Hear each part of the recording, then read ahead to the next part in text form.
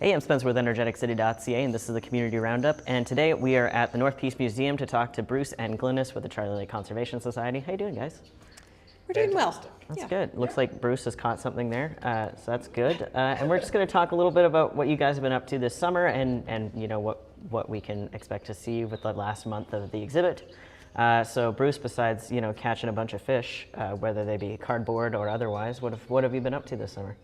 So we've been really busy with the museum and the library and BC Parks in a variety of activities with families and lots of kids. Yeah, I know that earlier this week you had you essentially shared over 20 years of data from the lake since, I think, pretty much since '96 when the society was started. What was that like, and what were you able to kind of tell attendees about what you guys have found over the last 2 decades and then some?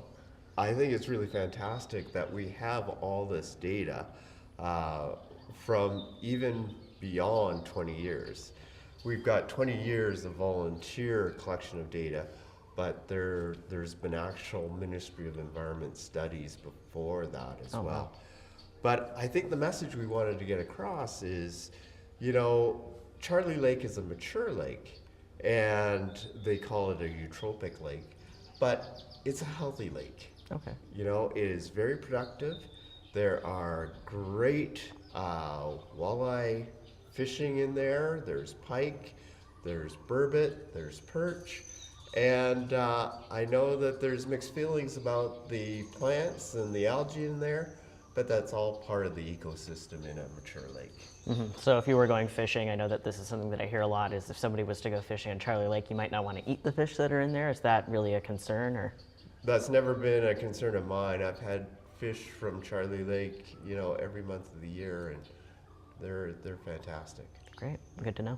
Yeah. Excellent. And what was the reception of sharing this data, and how many people did you have show up to learn about that? I believe it was on Tuesday, right? Yeah, I think we had over 20 people. Over 20, yeah. And lots of questions, and we were able to hopefully provide them with the information so that they could take back with them the fact that the lake is pretty healthy for a mature lake. Mm-hmm. So when you say mature lake, and I think you said eutrophic? Yeah. Nice. Okay. What does that mean exactly? So when a lake is young, and like a mountain lake, for example, it looks really pristine. The water is very clear, but there's not much life in it. Right, because it's new. Exactly. And as, just like we do, or forests and all sorts of ecosystems age, they change and they mature. So sediment builds up, plant life builds up, and plant life is kind of the basis for the ecosystem. Mm-hmm. And then coming with that are little water bugs and little fish, and then bigger fish, and that's what Charlie Lake is. Mm-hmm. And I know that the Society has done studies on the algae that's in the lake, and I think specifically you were kind of watching for, I believe it's blue algae? Yes, blue-green algae. And the studies that you did showed that, yes, it's there, but it's not to the point where it's like a level of concern. Yes, so it's a natural part of the lake, and in testing of sediments, they know that it has been a very productive lake, and algae has been present for hundreds of years. Right. And it is the basis of the food chain as well. Mm-hmm. So there are areas of the lake where at times, depending on which way the wind blows, it may build up. You don't want to go swimming, you don't want your pets in there as a precaution. Mm-hmm. In some lakes in North America, there are toxins produced by the algae.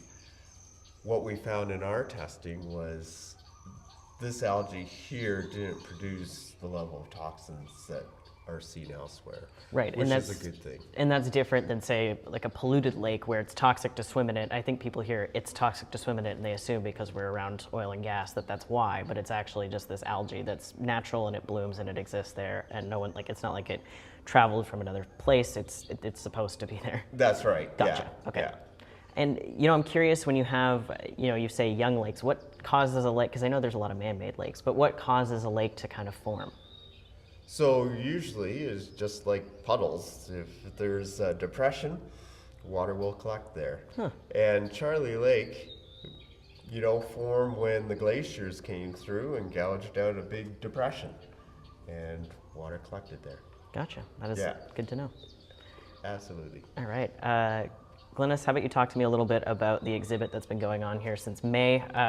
What has the overall kind of feedback been, both from kids that are this tall and the adults that hopefully accompany them? What have you been hearing? Yeah, so this exhibit went up in May, middle of May, and it's been here all summer long. And from what we've heard from people that we've talked to personally and from museum staff, people have really had a fun time here. Especially, it's been really interactive for kids. Mm-hmm. Lots to play with. We've had a couple of summer camps of kids come, and we've given them a presentation and given them some playtime, and they just are fully engaged. Wow. So what we just wanted to give them the message is that Charlie Lake is a happy, healthy place to play in. Mm-hmm. And we've had this summer we've had 3 evening talks at the museum. Okay. We've had a plant walk and a bat walk and curious critters at Beaton Park.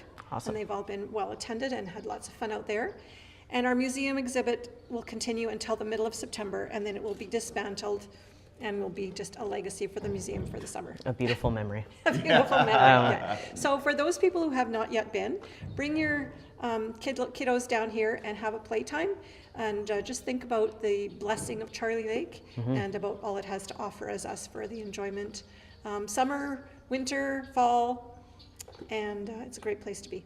100%. Yeah, no, it's a gorgeous place, and the exhibit is great because it's got books of all reading levels, and as you pointed out earlier, there's a very lovely display back here that has no words. It's just pictures and then skulls, which is very cool. Because then you get to see, the scientific. It's not like, just now I know what a beaver skull looks like, and it's actually kind of nightmare fuel, but it's good to know. Yes, and of course we have our Go Fish tent. And we have our fun play with blocks and toys and puzzles for kids as well. So it's time. We also have a lot of posters, information about Charlie Lake. So it's not just for kids. It's a shared space for adults and kids. So. Mm-hmm. I'm going to wrap this up by trying to guess what kind of cardboard fish Bruce has caught here. Yes, he went fishing. I'm going to guess that it's a walleye. You are absolutely correct. Yes. Wonderful. We're going to pretend like that wasn't right there. Yes, we have our match sheet behind us here, and it matches perfectly with a walleye. Perfect. So is this like a good eating size of walleye, or would you be throwing that back? I'd be throwing this one back. Okay, that's fair. He's not done yet. Yeah. Perfect. Anything else you want to add about the beauty that is Charlie Lake or this exhibit? What did it kind of take to put it together? It took many, many, many brainstorm sessions and lots of hours of trying to decide what to put in here, and then we put it together. And I think we made some good choices about what went in here. So there's a little bit of everything. Yeah, a little bit of everything. We learned a lot for future, and yeah. Do you think you'll be doing an exhibit next year? Probably not. Maybe not. All right, maybe take a year to decompress. We're thinking of something else that the Conservation Society can do that's fun and exciting. So. Yeah. Well, I look forward to hearing but about that. But we'll still have activities in the park and with the library.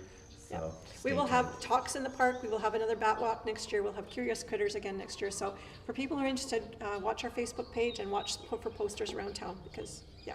Perfect. All right, anything else you guys want to add before I let you go? It's been great talking with you, Spencer. Yes, it sure Absolutely, has. Bruce. Yeah. You as well, Glynnis.